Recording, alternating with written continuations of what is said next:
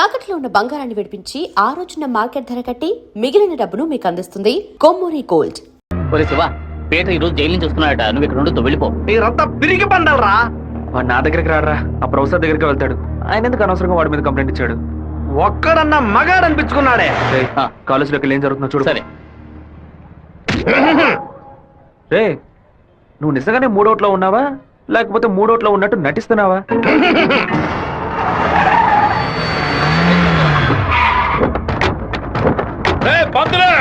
ఎక్కడున్నారా? రారా బయటికి. రే సోమనాథం,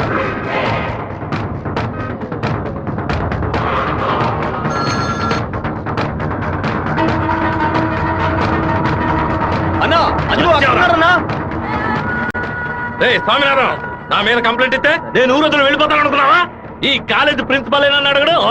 తెలుగు పంతులు నువ్వు నా మీద కంప్లైంట్ ఇస్తావా? నువ్వు బతిమలాడితే నేను వదిలేస్తాను అనుకున్నావా? నువ్వు పెద్ద స్పైవా? బ్రోకర్ పని చేస్తున్నావా? అంటే నువ్వు బ్రోకర్వా? ఏది చెప్పు. నేను ఒక బ్రోకర్ని. వద్దు పేట, వదిలే. వీడి వల్ల నేను 7 ఊసలు లెక్కెట్టాను సార్. మీరు వెళ్ళండి సార్.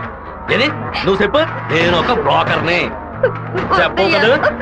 అయితే ఓ పని చేయి, అందరూ చూస్తుండగా బోర్డు మీద నేను ఒక బ్రోకర్ని అని రాసిరా. క్షమాపణ వేడుకుంటాను. రాయొద్దండి. పెట్టుకుంటావా? ఎందుకురా మొత్తం పోయిందే.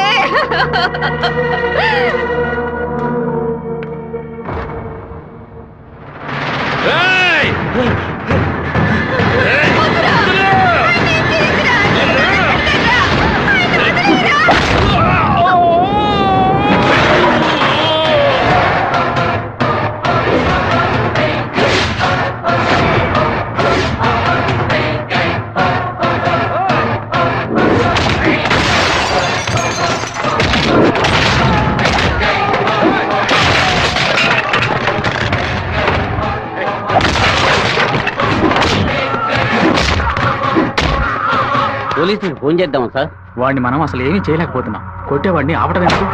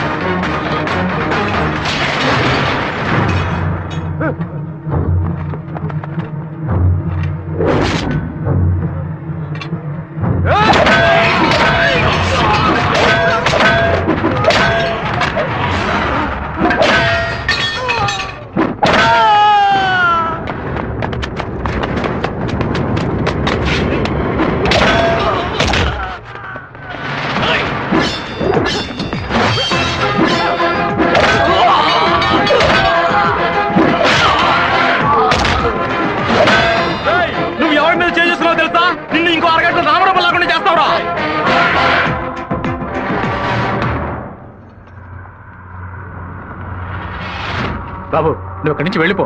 వాళ్ళు వచ్చారంటే నేను వదిలిపెట్టరు.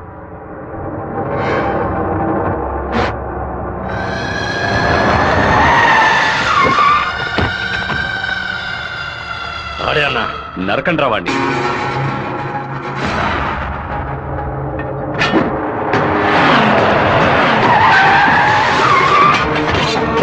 వీరభద్రం అన్న.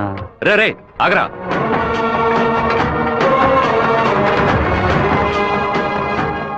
నాన్న ఏంటి నాన్న? వీరభద్రం అన్న కొడుకు. నమస్తే అన్న. తప్పు జరిగిపోయింది, తెలియకుండా తప్పు జరిగిపోయింది. ఓబ్లేసు రౌడీలతో వచ్చావేంటి? ఏంటి గొడవ? ఈ మెంట్లోడన్నా ఏదో తెలియక మీ అబ్బాయితో గొడవ పెట్టుకున్నాడు. నన్ను కూడా ఇరికించేశాడన్నా. ఎవరితో పెట్టుకుంటున్నావో ఎదురుకుండా ఎవరు నిల్చున్నారో చూసి మసలుకోవాలి. నా కొడుకేమన్నా జరిగిందో ముక్కలు ముక్కలుగా నరికి స్వర్ణముఖి నదిలో పారేస్తాను. వీడి తరఫున నేను క్షమాపణ అడుగుతున్నానన్నా. కొండ్రే అందరూ. అన్న బాబు జోలికి ఒక్కడు కూడా రాడన్నా, అందుకు నేను గ్యారంటీ. మీరు బయలుదేరండి అన్నా, నేను చూసుకుంటాను. అన్నా ఏంటన్నా ఇంత పని చేశావు? ఏదో డబ్బులు కొన్నాడన్నా, తీరా చూస్తే వీరభద్రం గారు కొడుకన్నా. కొంచెం మిస్ అయి ఉంటే మా వాళ్ళ తల్లే కాదు నా తల కూడా నరికి పారేసి ఉండేవాడు. దయచేసి నన్ను నా వాళ్ళని ఈ మ్యాటర్లో మాత్రం ఇన్వాల్వ్ చేయదన్నా. నన్ను వదిలేయన్నా. 57వ సెల్లు. నా కళ మొత్తం చెదిరిపోతుంది అనుకోలేదు. వాడికి ఎంత కోపమా, ఎందుకన్నా మూర్ఖంగా బిహేవ్ చేశాడు. ఆ వీరభద్రం వాడి నాన్న టెన్షన్ అవ్వదు, పెద్ద తప్పు చేశాడు. మెంటల్లా మాట్లాడుకో. నా ప్రేమ మొత్తం నా మనసులో దాచిపెట్టుకుంటాను. అతనికి ఏం చెప్పను. నా కళ కళ్ళైంది. ఏంటన్నా ఇంత పెద్దరాడే రాజశేఖరం గారు తిరుపతి పక్కన 7 కోట్ల రూపాయలకు ప్రాపర్టీ కొంటున్నట్ట. ఈ రోజే రిజిస్ట్రేషన్ అట. ఆ దండపాణి గారు వచ్చి చెప్పాడు. తిరుపతి కాళహస్తి మధ్యలో 120 ఎకరాలంట. ఏ రిజిస్ట్రేషన్ ఆఫీస్? చెప్పన్నా. తిరుపతిలో స్థలం కొనుక్కుంటున్నాను. రిజిస్టర్ ఆఫీస్కి వచ్చాయి. ఓకే ఓకే అన్న. లెక్క పెట్టుకోండి.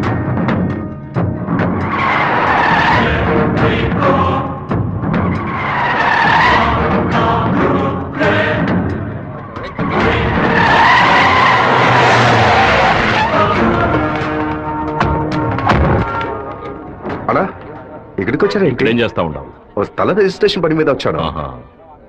ఎవరి డబ్బుతో కొన్నావు? ఊరి ప్రజలకు మంచి చేస్తావని నేను ఎమ్మెల్యేం చేస్తే ఏటి మనని దోపిడీ చేసి ఆస్తి సంపాదించుకుంటున్నావా? ఏంటన్నా దోపిడీ గిఫ్ట్ అని మాట్లాడతారు? ఎంత పెట్టి కొన్నావు? 70 లక్షల కన్నా. నువ్వు చెప్పేది నిజమేనా? నిజమేనా? రేయ్, ఆ బండి రాపండ్రా. అయ్యా, మీ సమస్యల్లో మమ్మల్ని ఇరికించొద్దు. మొత్తం వాల్యూ 7.5 కోట్లు. మాది పెద్ద కుటుంబం. ఈ డబ్బు అందితేనే మా ప్రాబ్లమ్స్ అన్ని సాల్వ్ అవుతాయి. మీ డబ్బుకు వచ్చినటువంటి ఆపద ఏమీ లేదు. కాకపోతే ఈ సమస్య పూర్తయినంత వరకు మీరెవరు ఇక్కడి నుంచి కదలకూడదు. దీనికి ఈసీ అప్లై చేయండి. ఎక్కడి నుంచి వచ్చాయి నీకు 7,30,00,000 రూపాయలు? కలపగొట్టు నుంచి వచ్చిందా, ఎరువు కొట్టు నుంచి వచ్చిందా? లేదన్నా, భార్య నగలమ్మేను. వ్యవసాయంలో కొంచెం డబ్బు వచ్చింది. ఓహో, నీ పెళ్ళం 40 కిలోల బంగారం తీసుకొచ్చిందా? ఏంటన్నా కొంచెం మర్యాద ఇస్తే ఓవర్గా మాట్లాడుతున్నావు. అనంతపురానికి నేను ఎమ్మెల్యేనా మీరు ఎమ్మెల్యేవా? అన్నిటికీ సంజాయిషులు చెప్పాలా? అందరూ ఇంటి నుంచి డబ్బులు తీసుకొచ్చే పార్టీ పడుతున్నారా? ఏయ్!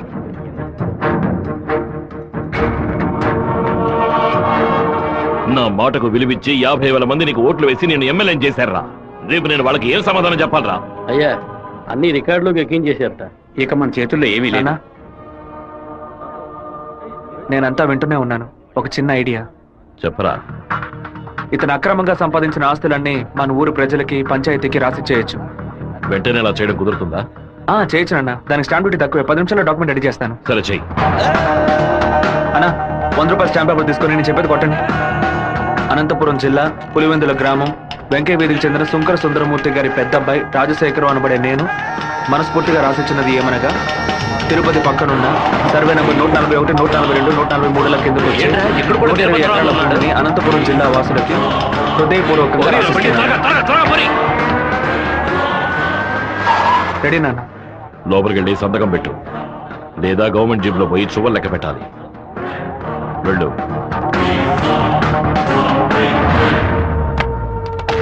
రాజశేఖరం, ఎప్పుడైతే నువ్వు ప్రజల డబ్బుని దోచుకున్నావో అప్పుడే ఎమ్మెల్యేగా ఉండే అర్హతని కోల్పోయావు.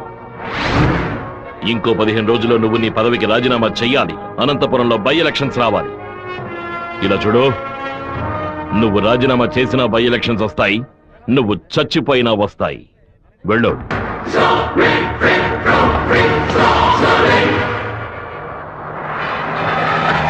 ఏంటన్నా ఇది? 4 రోజుల నుంచి ఇక్కడే ఉన్నాం. ఊరు నుంచి అక్కేమో ఫోన్ చేస్తా ఉంది. ఏ అంతా నిలబట్టావురా? వాడు నన్ను కొట్టిన విషయం జిల్లా అంతా తెలుసుంటుంది. మానం పోయింది, మర్యాద పోయింది, దాచుకున్న డబ్బు అంతా పోయింది. ఆ పిల్ల నా కొడుకు ఐడియా వల్ల వీరభద్ర కాడు నా ఆస్తి మొత్తం రాసి తీసుకున్నాడు. నా కొడుకు లేపేయకుండా ఊళ్ళకి వచ్చిన భార్య కూడా నాకు మర్యాద ఇవ్వదు. ఆ ఓబులేషన్ రమ్మని చెప్పు. హైదరాబాద్ లో మన పార్టీ మీటింగ్ వెళ్తున్నాను. రేపటికల్లా వీరభద్ర కొడుకు చావాలి. అన్నా, మళ్ళీ తప్పు చేద్దాం. నేను నిన్ను చేయమంటల్లా, బెజవాడి నుంచి మనుషులు రప్పిస్తాను. నువ్వు నీ వాళ్ళు మూల నుంచి చూడండి, మధ్యలో దూరి కెలక్కండి. సరే అన్న. మనల్ని వీడి వీరభద్రాన్న కత్తికి బలి చేసేలా ఉన్నాడు. రేపు ఉదయం లేవగానే ఈ ఊరి నుంచి ఎస్కేప్ అయిపోవాలి.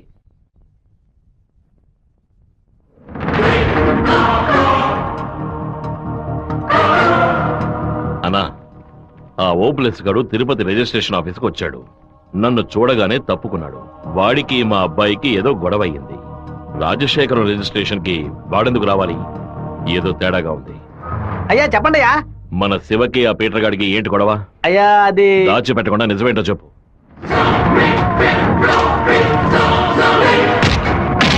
దగ్గర దాచేశారు కదూ. కావాలనే గొడవ పెట్టుకున్నాడు. ఇందులో ఏదో మతలబు ఉంది. టీ మొహాన్న పోసిన ఆ నిమిషంలోనే వాడి చేతి నరికి పారేసి ఉండాలి. గొడవలేం పెట్టుకోవద్దని మనమే కదే చెప్పండి. అవును, నేను ఒక బుద్ధి లేని మనిషిని. నా మాట గౌరవం ఇచ్చే నా కొడుకు ఊరికే ఉన్నాడు. రండి ఆ ఓబ్లేస్ గారిని కలిసొద్దాం. ఏంటన్నా సడన్ గా ఈ ట్రిప్ ఏంది? రే డోంగ్రే, కొడుకు ఏదైనా అయితే అప్పకి ఎక్కడో మండుతురా. అందుకే మనం అసలు ఈ ఊళ్ళో లేవు. చూసావా అందులోనే లైన్ లోకి వచ్చేసాడు.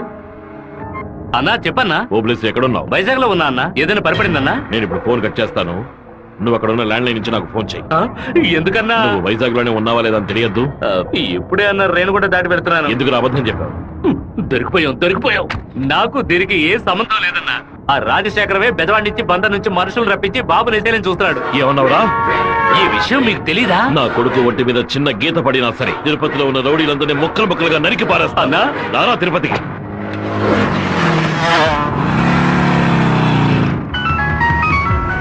బాబు ఎక్కడున్నావు? రిజిస్టర్ ఆఫీస్ వరకు వెళ్తున్నాను నాన్న. పక్కన ఏదైనా పోలీస్ స్టేషన్ ఉందా? తిలక్ నగర్ పోలీస్ స్టేషన్ ఉంది నాన్న. నువ్వు వెంటనే వెళ్ళి ఫోన్ చేసి ఆ ఇన్స్పెక్టర్కి ఇవ్వు. దేనికి నాన్న?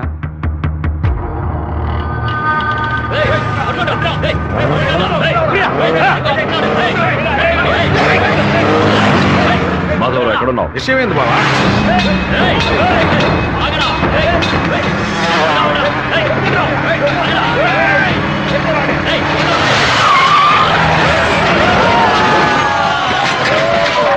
స్టేషన్ అడిగితే శివ ఎక్కడికి రాలేదని చెప్పారు బావా. మన వాళ్ళకి ఫోన్ చేసి తిలక్ నగర్ మొత్తం వెతకమని చెప్పు.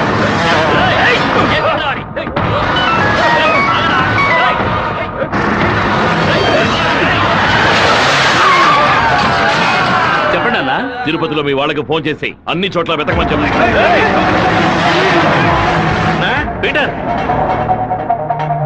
పడితేరా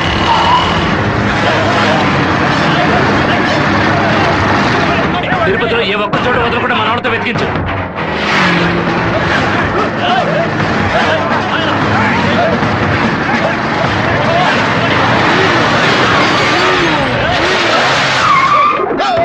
వాడికి ఏదైనా అయితే మనల్ని వేసేస్తారు.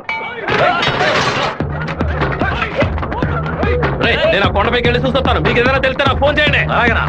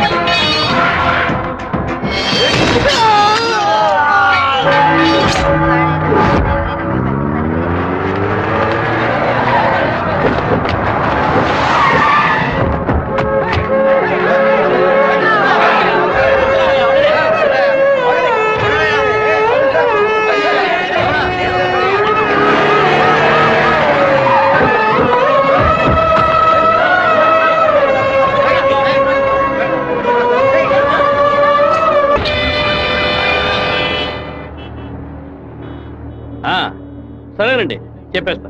తమ్ముడు, మన అబ్బాయి నరికేసే కదా వచ్చాడు, ఓటం పాలయ్యి రాలేదు కదా. ఏ గొడవలకైతే పోకూడదు అని నా బిడ్డ దూరంగా ఒదిగి ఒదిగి ఉన్నాడు. వాడే కత్తి పట్టుకునేలా చేశారు. ఇలా చూడు ఓపిలేసు, రోడ్లో వచ్చేపోయేవాళ్ళందరూ సెల్ తో ఫోటోలు తీశారు. ఈవినింగ్ పేపర్ లో న్యూస్ వచ్చేస్తుంది. ఖచ్చితంగా రిమాండ్ చేసే తీరాలి. కేసు రాసేటప్పుడు పర్సనల్ మోటివ్ వేయలేదు, ఆత్మరక్షణ కోసమే నరికాడని రాయి. మెయిన్ మ్యాటర్ లో నరికినోడే స్వయంగా సరెండర్ అయ్యాడు అని అండర్లైన్ చేసి మరీ రాయి. అప్పుడేనయ్యా బాబుని బెయిల్ మీద విడిపించగలం. ఎంతో చెప్పి చూశానన్నా, 15 రోజులు రిమాండ్ లో ఉంచి తీరాలని ఇన్స్పెక్టర్ అంటున్నాడన్నా. నా మనుషులు 4 లోపల సబ్ జైల్లో ఉన్నారన్నా. బాబుని జాగ్రత్తగా చూసుకుంటారు. అన్నీ నాకు తెలియకుండా దాచిపెట్టేశాను. రాజకీయ నాయకులను నమ్ముకునే మేము పొట్ట కడుపుకుంటున్నాం. నన్ను ఏం చేయమంటావన్నా? క్షమించన్నా. వెళ్ళు వెళ్ళు. రాజశేఖర్ ఇప్పుడు ఎక్కడ ఉన్నాడు? పార్టీ మీటింగ్ అని హైదరాబాద్ వెళ్ళాడు. చిన్నగా హైదరాబాద్కి పోనిపో. వాడు శాసనసభ నుంచి బయటకు వచ్చేటప్పుడు అక్కడే వాడిని నరికి పారేస్తా. నాన్న మీరేం టెన్షన్ అవ్వకండి. మీరు కంగారు పడితే వాళ్ళు వేసిన ప్లాన్లో సగం గెలిచినట్టే. మీరు ఊరికి బయలుదేరండి. తర్వాత ఏం చేయాలో మెల్లగా ఆలోచించుకోవచ్చు. అయ్యా టైం అయింది, కోర్టుకు తీసుకెళ్ళాలి.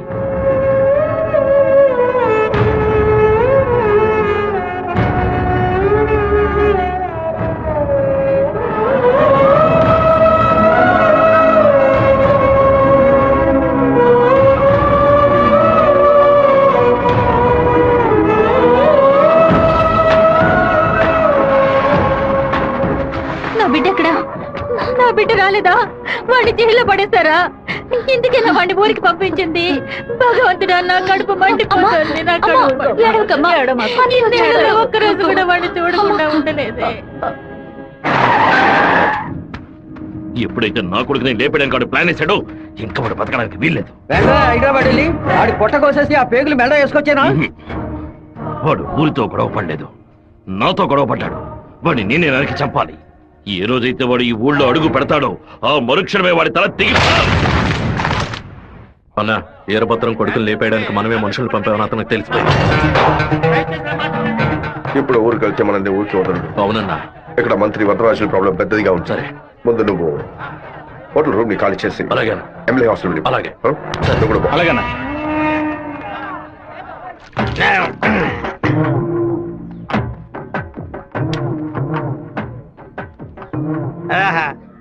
తాగి ఉన్నామే, తాగి బండి డ్రైవ్ చేసుకుంటూ పోతే పోలీసు వాళ్ళు లోపల పెడతారు. నెట్టుకుంటూ పోతాం.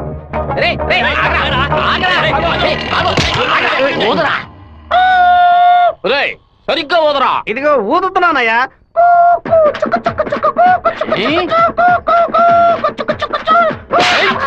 ఎగతాళా? మందు కొట్టవలేదో తెలుసుకోవడానికి పోదమంటే కొట్టానయ్యా.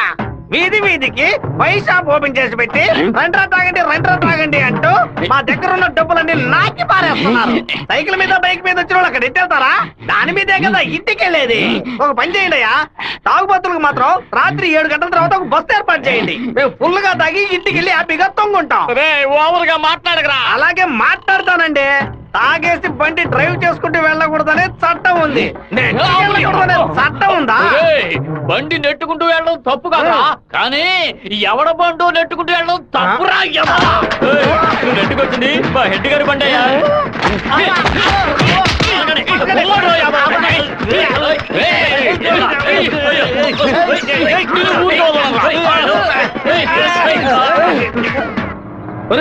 బాబు వచ్చేసాడు. అమ్మగారు చెప్పండి.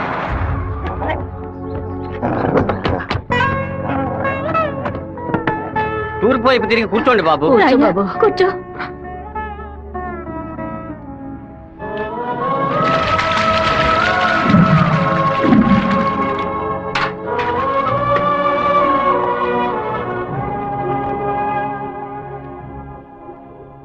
అమ్మా ఎందుకు ఇలా డల్ గా ఉన్నారు? నేను రావడం మీకు ఇష్టం లేదా ఏంటి? నువ్వు వచ్చిన సంతోషంలోనే అమ్మకు నోట మాట రావడం లేదన్నయ్య. నీకు నా మీద అంత ప్రేమ అమ్మా? ఏంట్రా గబుక్కుని అలా అడిగేశావు? మరేంటమ్మా ఇన్ని నీళ్లు నా తల మీద పోసావే, చూసుకోవడానికి ఒక తుండుకుంటైనా ఇచ్చావా? దీనికి ఏం తక్కువ లేదు.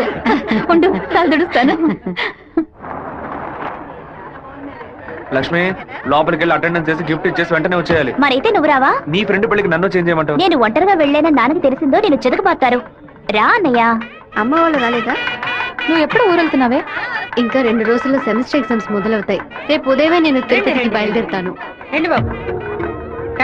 కూర్చోండి. అన్నయ్య, ఆ ఎల్లో ఓణి అమ్మాయి ఎలా ఉంది? చండాలంగా ఉంది. మ్యాటర్ ఏంటి? ఆ బ్లూ ఓణి నీకేమైనా పిచ్చి పట్టిందా? అది కాదు, ఇక్కడున్న అమ్మాయిలందరూ మన క్యాస్ట్ వాళ్లే తెలుసా? వీళ్ళలో ఒక్కరినే నువ్వు సెలెక్ట్ చేసుకున్నావు అనుకో, నేను అది వెళ్ళి అమ్మ చెవిలో ఊదుతాను, అమ్మ నాన్న చెవిలో ఊదుతుంది, ఆ తర్వాత నీ పెళ్లిలో నాదస్వరం ఊదుతారు. ఎందుకంత కక్ష?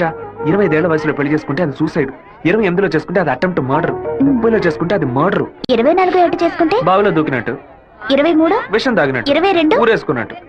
మరి ప్రేమించి పెళ్లి చేసుకుంటే స్వర్గం, హౌస్ అరెస్ట్, జీవిత ఖైదు. అనయ్య, టీవీలో అమ్మాయిని చూడు, చాలా అందంగా ఉంది. నోర్మై. అయ్యో ఒకసారి చూడు. ఏంటా జరుగు? తను నచ్చిందా? చాలా అందంగా లక్షణంగా ఉంది కదా. తను ఎవరో ఏమిటో నేను కనుక్కొని నీ చేత ఆత్మహత్య చేయించరా? వచ్చే ఏప్రిల్ 1 వరకు ఓపికగా ఉండు, మరుసటి రోజు చెప్తాను. ఏమిటనయ్యా, లవ్లో పడ్డావా? ఒక అమ్మాయి అంగీకారం కోసం 6 నెలలుగా వెయిట్ చేస్తున్నాను. తనేం చెప్తుందో తెలియట్లేదు. నిన్ను తన గుండెల్లోనా పెట్టుకున్న కుర్రాడమ్మా, అయ్యయ్యో వాడి మనసు కిల్లొద్దే. 3 నెలలు 6 నెలలు కాచుకున్న పిల్లాడమ్మా, నువ్వింకా వాడి మనసు చంపొద్దే.